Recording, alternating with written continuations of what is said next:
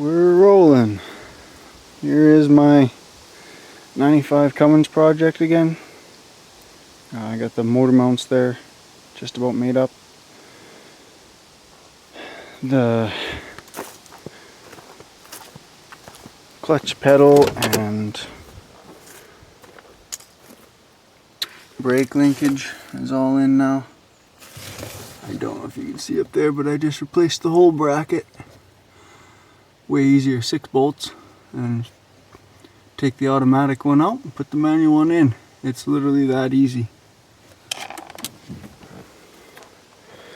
Right here, there's the 13-inch southbound flywheel for the ZF5.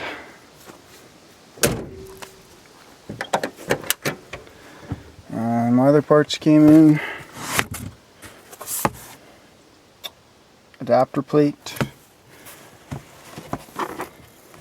Using the 6-liter starter to the ZF5 tranny. Cummins torque specs on the paper there.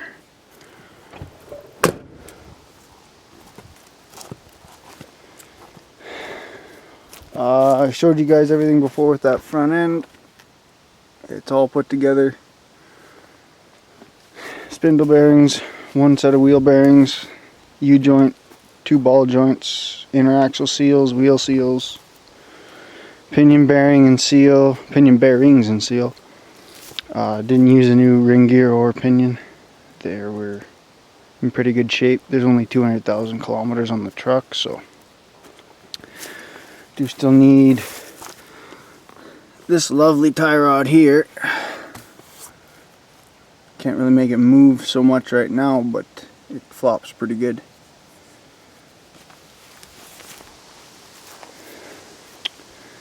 Here is the quick little shelter I put up.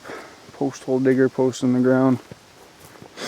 Workbench cleaned off now, minus my rear cover for the main seal. The rear main seal and the oil pan gasket will be in today. Got the back of the block cleaned up a bit.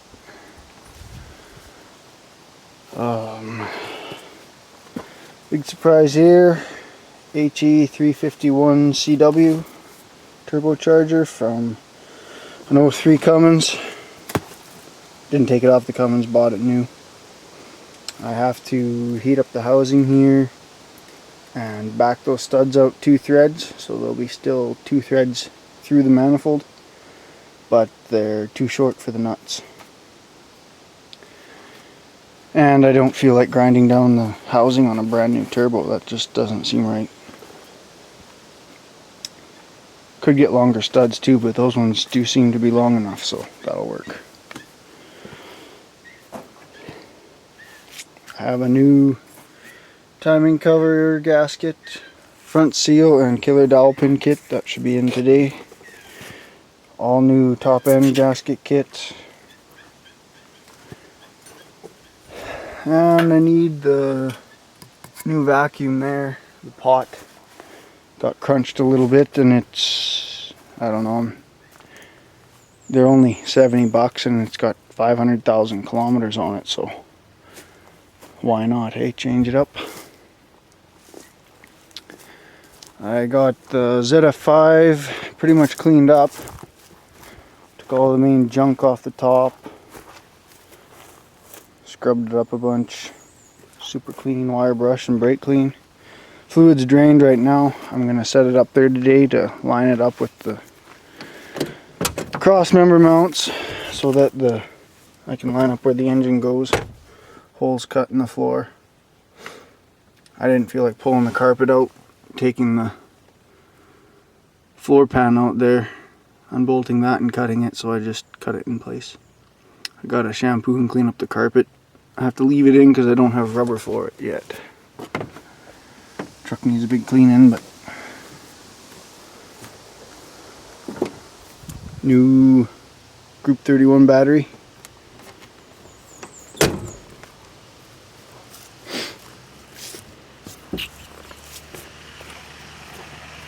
New Spectra Premium fuel tank. New sending unit coming. Rear tank was in good shape, so I cleaned it up.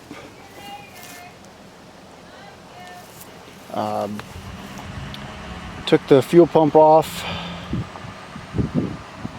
put the float back on, and just ran a line with the filter screen. Since it's a fuel injected, from a fuel injected 460, it doesn't need the pump there for the Cummins. Later on I'll be getting an air dog or a fast system for this thing, but right now I'll have to deal with the stock stuff.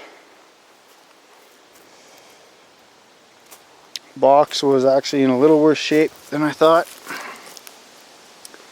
but still salvageable. Underside was incredibly disgusting from all that ATF leak and never washed in its life. Gotta do that. Missed out on a deal on a pickup that had a mint body, but can't afford to spend more money than I have right now. Cut the patch panel there off of another box I had.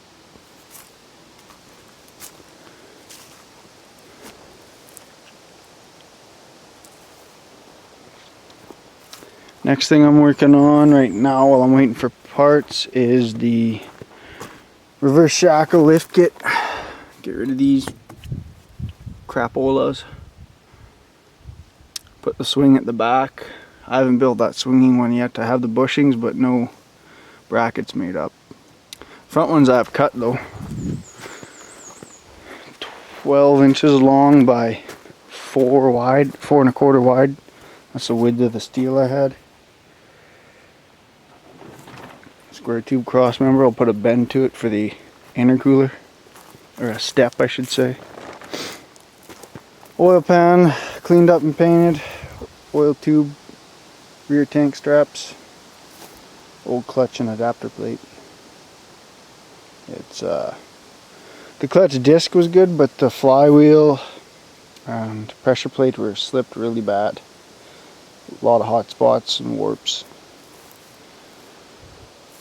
But I figured I didn't want to put any Dodge into this truck. I wanted a Cummins and a Ford, so no more changes there. Oh, it was a 90 Cummins engine, so I ordered a Rudy's 3-inch intake horn for it. Took this thing off. And there's my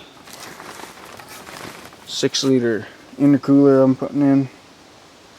Got that for free, so I wasn't going to complain and put in a 7.3 or a Dodge one. I just went, free sounds good to me. One more new thing, green line hose for it. Finally came in. This is the fuel pin, BD fuel pin and governor spring. The 3200 RPM. So that's about everything now.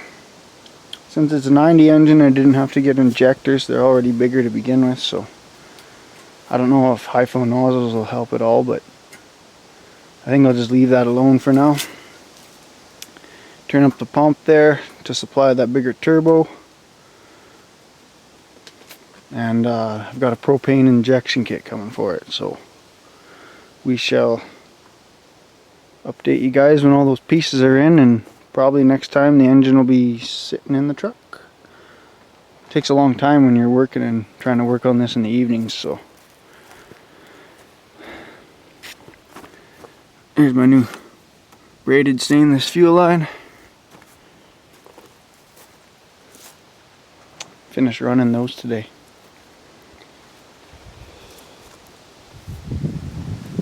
I'll update you guys in a little bit.